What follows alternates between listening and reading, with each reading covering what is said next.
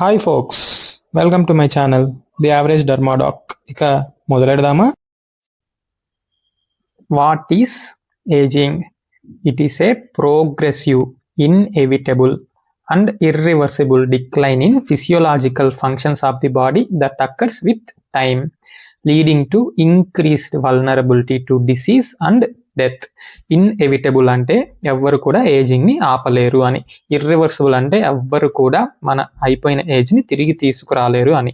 ఈ ఏజింగ్ ప్రాసెస్ని skin external వరల్డ్కి convey చేస్తుంది. ఎలా? Through its appearance.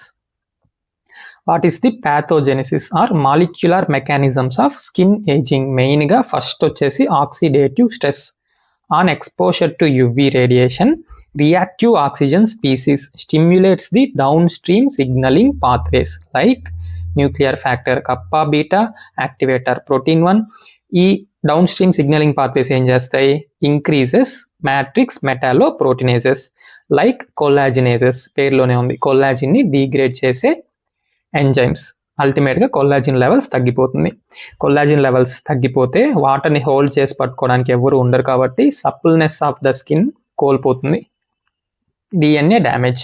UV exposure వల్ల డిఎన్ఏ డ్యామేజ్ జరిగి అల్టిమేట్గా స్కిన్ ఏజింగ్ జరుగుతుంది. దాంతోపాటు డిఎన్ఏ మ్యూటేషన్స్ జరగడం వల్ల more prone to carcinogenesis. Old age people are more prone. Telomere shortening. With each cell division, మనందరికీ తెలిసిందే, టీలోమియర్స్ కనుక షార్టెనింగ్ అయిపోతే cell will enter senescent stage and undergo apoptosis, ultimately leading to cell death. Micro RNA, nothing but non coding RNA dysregulation వల్ల కూడా same telomere shortening జరిగితే ఏమైతే అవుతుందో cellular senescence and cell death అవుతుంది. Advanced glycation end product accumulation. మనం తినే sugars వల్ల glycation జరిగి లిపిడ్స్కి ప్రోటీన్స్కి అవి దాని యొక్క ఫంక్షనింగ్ కోల్పోతాయి, affecting the normal functioning. Examples వచ్చి glycated elastin and collagen will lead to reduced elasticity, reduced tensile strength and hydration. So collagen elastin దాని పని అది చేయలేకపోతుంది గ్లైకేషన్ కనుక జరిగితే షుగర్స్ వల్ల.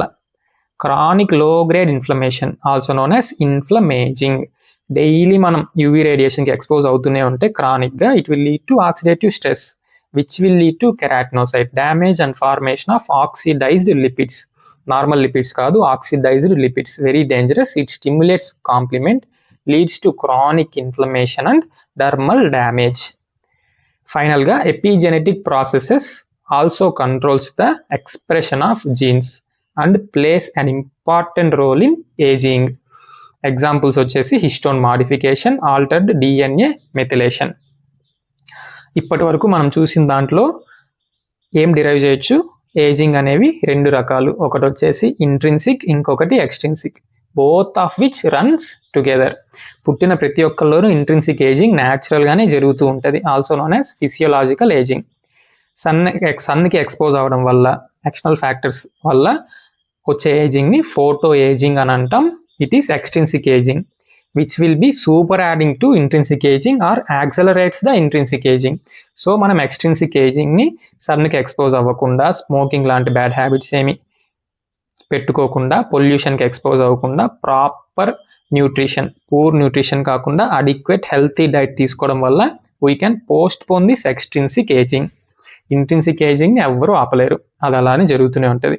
In photo protected areas like inner arms, thighs. Photo exposed ఏరియాస్లో extrinsic ageing ఎక్కడైతే sunlight ఎక్కువగా పడుతుందో, ఎక్కడెక్కడ face, V area of neck, dorsum of hands మీద చూస్తాం. బాడీలో ఉన్న ప్రతి ఒక్క పార్ట్ మీద ఇంటెన్సిక్ ఏజింగ్ జరుగుతూనే ఉంటుంది. దానికి అడిషన్గా సన్కి ఎక్స్పోజ్ అయిన ఏరియాస్ అన్ని ఎక్స్ట్రిన్సిక్ ఏజింగ్కి కూడా గురవుతాయి. ఇంటెన్సిక్ ఏజింగ్ వచ్చేసి మెయిన్గా బికాస్ ఆఫ్ సెల్యులార్ సెనిసెన్స్, అదే telomere shortening, micro RNA dysregulation, because of genetics and hormones. Extrinsic ageing environmental factors వల్ల. ఇంటెన్సిక్ ఏజింగ్లో ఎపిడర్మిస్ థిన్ అయిపోతుంది. ఎందుకు? As one ages they will lose the capacity. What capacity? Proliferative capacity of keratinocytes leading to thin epidermis.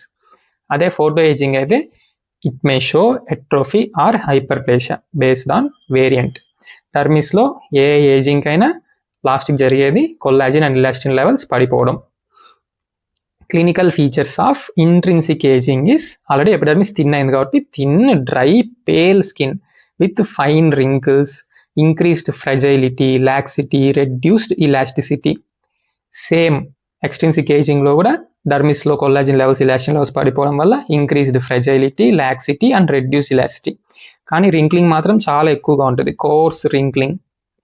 ఎందుకు? Intrinsic ageing జరుగుతుందే already, దాని మీద super యాడెడ్గా ఈ ఏజింగ్ జరగడం వల్ల కోర్స్ రింక్లింగ్ చూస్తాం ఎక్స్ట్రిన్సిక్ ఏజింగ్లో. డిస్పిగ్మెంటేషన్ ఉండదు ఇంట్రిన్సిక్ ఏజింగ్లో. ఎక్స్ట్రిన్సిక్ ఏజింగ్లో సన్కి ఎక్స్పోజ్ అవుతున్నాం కాబట్టి ఆబ్వియస్గా there will be depigmentation and more risk to pre malignant and malignant lesions. Hallmark malignant lesion, pre malignant lesion వచ్చి యాక్టినిక్ కెరటోసిస్. మెయిన్గా ఇది అట్రోఫిక్ వేరియంట్లో చూస్తాం. A for atrophic variant, A for actinic keratosis. అదే intrinsic ఏజింగ్లో just benign నియోప్లాజమ్సే చూస్తాం. Hallmark వచ్చేసి సెబోరిక్ కెరటోసిస్. ఇంకా ఎక్స్ట్రిన్సిక్ ఏజింగ్లో సన్కి ఎక్స్పోజ్ అవడం వల్ల సన్లైట్ని సోలార్ లైట్ అని అంటాం. Solar or actinic elastosis is a hallmark in hypertrophic variant. ఈ హైపర్ట్రోఫీ ఎందువల్ల వస్తుంది? ప్రొటెక్టివ్ హైపర్ప్లేషియా వల్ల. పేరులోనే ఉంది హైపర్ట్రోఫీ. స్కిన్ ఎలా ఉంటుంది? Thick leathery skin with uniform tanning. అదే అట్రోఫిక్ వేరియంట్లో పేరులోనే ఉంది అట్రోఫీ, టిలాంజిఎక్టేషియా, ఫోకల్ డిస్పిగ్మెంటేషన్.